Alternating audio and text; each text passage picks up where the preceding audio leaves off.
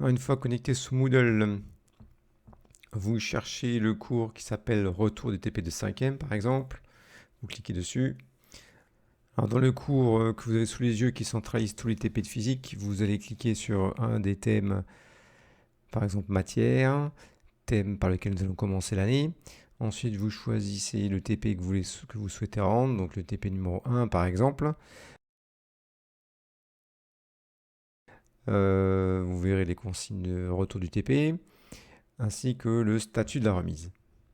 Vous pouvez constater dans ce tableau de statut de remise, dans la deuxième ligne, statut des travaux remis, eh bien aucun devoir n'a encore été remis.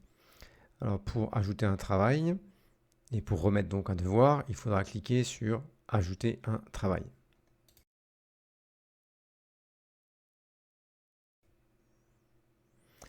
Dans la zone de remise de fichiers qui apparaît, vous voyez certaines contraintes, notamment de taille maximale de fichiers avec 5 mégaoctets, le nombre maximal de fichiers au nombre de 4, parce que d'habitude vous n'allez pas me rendre plus que 4 feuilles, hein, qui correspond à une double feuille complète.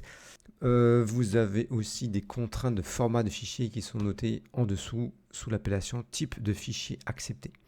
Ensuite, pour déposer concrètement un travail, soit vous les glissez dans la zone que vous voyez, ce qui n'est pas très pratique sur smartphone.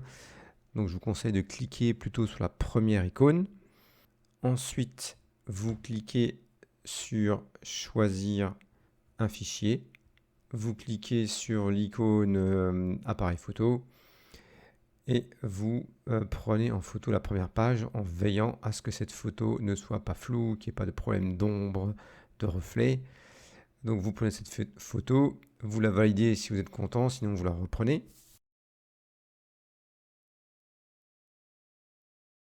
La photo que vous venez de prendre apparaît sous forme d'un nom avec l'extension JPG. Vous cliquez sur déposer ce fichier et elle apparaît ensuite dans la zone de remise de fichier. Si vous voulez déposer une deuxième photo pour votre deuxième page de votre travail, il faut recommencer l'opération.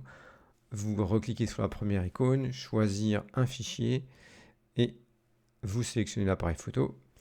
Vous changez de page et vous prenez en photo la deuxième page, tout en veillant à ce qu'elle soit la plus nette possible.